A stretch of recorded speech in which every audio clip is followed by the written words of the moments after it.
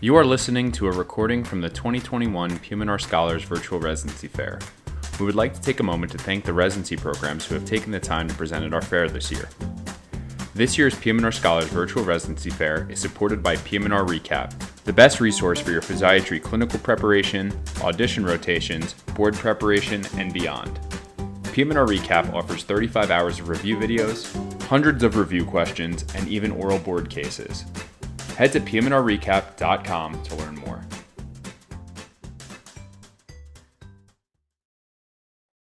Yeah, All looks good. great. Yeah, it looks good. All right, cool. Kate, you want to start? Are we good to get started? Yeah, are we good to get started? You're good to All right, go on our end. Awesome, thanks. So thank you so much for having us. We are so excited to give this presentation, and also, as I announced to everybody, a little nervous. It's been a year and a half of Zoom and you still can't trust a direct message. No, but in all honesty, I'm really happy to be here. Very happy to give this presentation about our program. So we are Rutgers NJMS, also known as Kessler. I'll be presenting today with my co-residents, Chris Bowe and Paul So. I'm a PGY4, I'm the clinical chief resident, and I submitted my application for brain injury yesterday. Paul is also a PGY4 who's going into sports and spine or pain, depending on what he decides, and Chris Bowe is a PGY3 who's probably going to do spinal cord. So without further ado.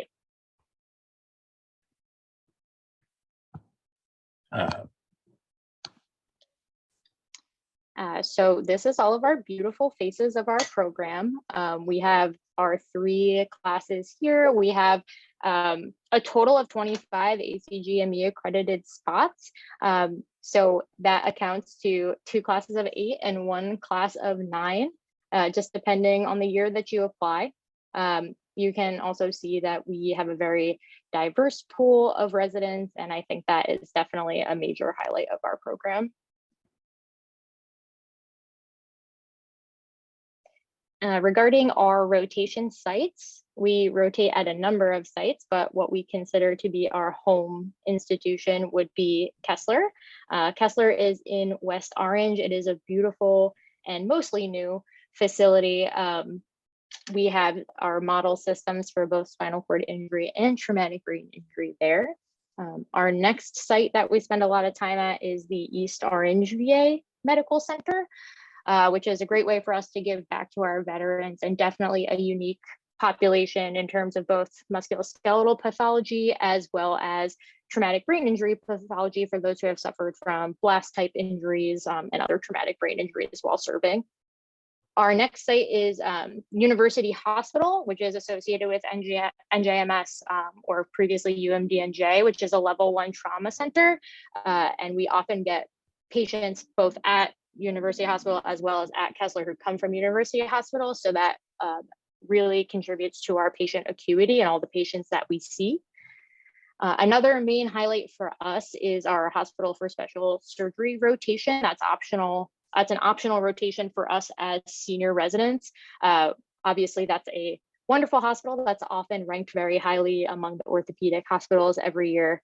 And it's an amazing opportunity to kind of see their inter and multidisciplinary services at HSS.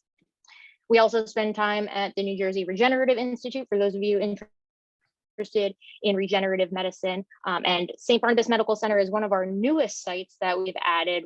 The residents have just started rotating within the last year and a half, and that's a lot of good, unique kind of sports medicine and other outpatient musculoskeletal site for us. And then Chris Bowe will take it over for education. Education. All right. So as far as education outside of your clinical rotations, we do weekly didactics. So this happens every Wednesday from 8 a.m. to 12 p.m. You show up to your clinical rotation site at 1 p.m. on Wednesdays. It's nice that this is completely protected time. So nursing staff, people in the hospital know that residents do this every Wednesday. So there's no expectation that you're filling any of your clinical obligations during this time. The attendings run the services themselves. We have monthly grand rounds. And so this happens on the first Friday of every month. And the PGY3s are the ones who actually invite speakers from outside institutions to come talk to the program about a topic of for of their choice within different fields. And this is an opportunity for residents actually to build connections with people who are maybe in the fields that they're interested in going into for fellowship. We do journal club. So there's sports medicine and pain journal club happen on a monthly basis.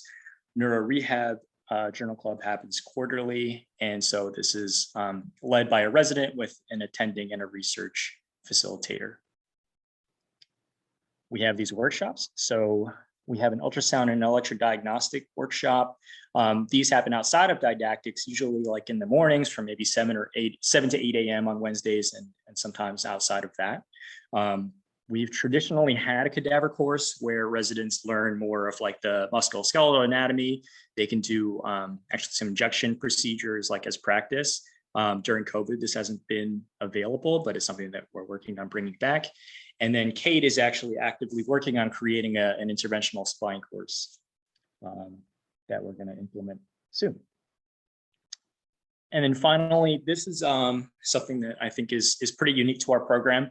And really cool that we have a lot of medical students rotating through our program. New Jersey Medical School has a mandatory 2-week PM&R rotation. So every student before graduating does a PM&R rotation with us. And then in addition to that, there are plenty of elective rotations for students. We have a lot of students doing AWAYS here. And so this is a great opportunity for us to be involved in teaching. And then, through the teaching process, you also learn a lot of things. And we also teach physical exam workshop at the medical school. Kate, anything to add? No, that was great. Okay. I realize this GIF might have been a little distracting, but okay. I think it's perfect. All right. So I'm going to be talking about the researching that's available at Kessler, and all residents are required to do a longitudinal graduation research project. I think this is pretty similar across the board for pretty much all the PM&R programs out there. One thing that's great about our program is we have the Kessler Foundation, which is a pretty large research facility that's attached to our main hospital, our main acute rehab hospital. And because of that, we have a lot of researchers, a lot of therapists, a lot of attendings, just pumping out research. And there's a lot of flexibility in this. So you could either start your own and you get pretty decent support. They help you with your IRB. Kessler has its own IRB, so you could just submit to them directly. It's typically pretty quick in terms of turnaround. So if you do have a research idea, you could ask one of the researchers to help you. Most of the IRB you'll be writing yourself, but after you submit the IRB, the turnover is pretty quick. If you don't want to start from scratch, there are tons of research projects that are going on constantly. And it's very easy to just reach out to one of the researchers and ask them if there's anything that they're working on that you could get involved with. And because it is attached to our main hospital, you could even just like walk over to the Kessler Foundation, go to their research center, and then talk to any of the researchers up there. One of the nice advantages of having this attached to our hospital is that Kessler Foundation, they do a lot of very advanced research involving a lot of technology and different things. For example, we were one of like the first institutes to have the exoskeleton, as well as like the PRISM rehabilitation. And we currently just finished building our spinal cord stim research lab, which they're going to be, it got a little bit pushed back through the pandemic, but I think they're going to start doing more studies on that, particularly in the spinal cord injury patients. So a lot of exciting stuff happening at Kessler Foundation, and it's very easy to just walk over there and kind of jump in on a project if you're interested. We are also one of very, very few institutes that have the model systems both for SCI and TBI. And for those of you who don't know what the model system is, it's a program that's sponsored by the National Institute of Disability, Independent Living, and Rehabilitation Research. So they're probably like the biggest sponsorship for research when it comes to rehab. And what they do is to provide grants and for research centers and researchers and they collect data from any research related to spinal cord and brain injury, and compile all of this data for national usage. Because of that, we do have access to a lot of good research data, and it's very easy to kind of reach out and network with other facilities to, potentially either work on a project, collaborate, or, even kind of talk about studies that you might be interested in. We do also have a mandatory QA/QI project that every resident has to complete. This is typically an 18 months project. You work on it with roughly about 3 or 4 of the residents. It's typically 1 to 2 seniors, 1 to 2 PGY3s, and 1 to 2 PGY2s that are all working on this together. And once you complete this project, the nice thing about our QA/QI is that if you actually see the changes, you will actually see it being implemented in the hospital as long as it's feasible. So you get to actually kind of see the fruit of your labor and kind of see its evolution while you're working on it. But for those of you who are really interested in research, there's plenty of opportunities through Kessler and Kessler Foundation. Yeah, and I'll just add to Paul's research slide there. It's just that for us, it's, there are some requirements, like you do have to have a graduation project and involvement in the QA/QI, but it's kind of, it's out there for the taking. So if it's something you're super interested in, there's unlimited resources and opportunities. And if it's something you're less interested in, that's okay too. All right, so on to possibly the best part of our residency is the residents themselves. Part of what's nice about having a really big program is that there's a lot of us and there's a lot of camaraderie, and we actually really like each other a lot. We like to do a lot of things outside of work. We like to meet up after work, go to dinner, hang out at our homes when it's safe and we can. And also our social committee is thriving. Thank you, Chris Poe. That's me. Very Yeah. hardworking social committee who works very hard to put on at least monthly events for us outside of what we would plan for ourselves. So if you're considering our program, you gotta learn to love the camera, right, Chris Poe? Yeah, that was another little bullet point here. I work tirelessly actually on social events. Barely find time for clinical responsibilities. So we have a good time. And then furthermore, the people in our program outside of the residents are our attendings, who are the backbone of our program for sure. Often very highly regarded and distinguished in their fields, but also the most down-to-earth people you could meet. There's Dr. Kirschblum, our program chair in the top left, trying to decipher his own, I forget what they're called, Paul, do you remember? The little pictures that say a word. So that's actually his name. That's Steep Fan Koresh Bloom, and he's trying to figure it out. So, but you can see the attendings are often hanging out with us in the resident room. They're great teachers. They're super approachable. It feels like a great team environment when you're working with them, alongside of them. Great people to learn from, and they look great in hats. So there's that. I think we're coming up to just the last few minutes. I just want to go over what we do after we graduate. So this is just the pictogram. I think there's another name for it. A list? I can't remember. We're going to have to look it up. This is just a list of us for what we've done. These are the residents from the past 2 years that have matched. So as you can see, we tend to match in diverse areas. We have strong neuro rehab and strong musculoskeletal matches. I think that's one of the benefits of our program, meaning that even if you decide you want to go into private practice and you're going to get well-rounded training at our program to pursue whatever specialty you want, or just to go out into general practice and be a really good all-around physiatrist. So this is our last slide. We can leave this up for you guys to review. I know it's a lot on the page there. If anybody has any questions, we put our contact information up here. These are all of the chief's information. I'm clinical, Kirk's academic, Paul is admin, and Chris Bow is just our social media kind of a random wonderful social media guru, and he is our resident artiste. So feel free to ask us questions, unmute yourself. Yeah, great. We've got about 5 minutes for questions. Oh, Chris, you're getting a direct shout out. Oh, snap. Wait, I can't see. I got to unshare or something. Hold up. Oh, it's okay. I'll just tell you. It just said you're doing good on Instagram, Chris. Oh, thank you very much. That means a lot. No, but if you guys right, are we'll on your try to- computers, you can like scan that QR code with your phone and actually go directly to our page. I thought that was cool.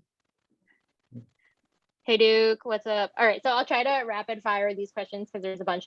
So it's great to see the residents have social support in each other. Since there are multiple rotation sites, where do we live? So that is really highly variable there, and kind of depends on what your priorities are. Our clinical sites are definitely a little bit more spread out. But our main clinical sites, I would say, are Kessler, East Orange University Hospital, which are all within like a 15-minute driving range. So most people tend to live in towns nearby, like Bloomfield, Montclair, those areas. But we have plenty of residents who live in Jersey City, Hoboken, even Manhattan, that just want that type of environment, and they're very happy there. And the commute, from what I understand, is about 20 to 30 minutes. Next question. With each class bringing in special personalities, how do you find like-minded folks to form a positive family like the one that you have? Do you have anything beyond the interview and meet and greet events? So I would love to have more than meet and greet events, but unfortunately with COVID, that's obviously put a hold on a lot of the events we've been able to have, including like our medical student fair and such. I am always more than happy to reach out to, if you want to reach out to me or any of the other residents, more than happy to kind of give different perspectives on our program. And that's definitely something that we can think about doing in the future is, as things are looking better. Are there opportunities for residents to use their OMT skills? Oh, we have plenty of DOs that love to share their knowledge. I've learned a lot from my DO colleagues. Shout out to Kevin Pineda, who's not here, but we have a lot of didactic time, and we have the ability to kind of add in DO teaching sessions, which we've had before. I believe there is a movement to make a more formalized OMT curriculum so that all of our residents are learning it, but the attendings are 100% open to you using your DO skill set. And even our attendings to our MDs are also open to learning from you and learning those techniques and applying them to the practice. Yeah, and just to plug in something about the OMT. So a couple of years ago, one of our residents, actually one of our co-residents in our year, had started an OMT clinic at the outpatient office at Kessler. And we do have some of the DO attendings who kind of lead it. Right now it's on pause, but you can still have opportunities to do, I believe we have one of our newer attendings who might be taking over. So they actually see patients there, and they actually do the OMT at that clinic. So for anyone that's interested, you could go to the clinic and kind of learn OMT or practice your OMT on actual patients rather than each other.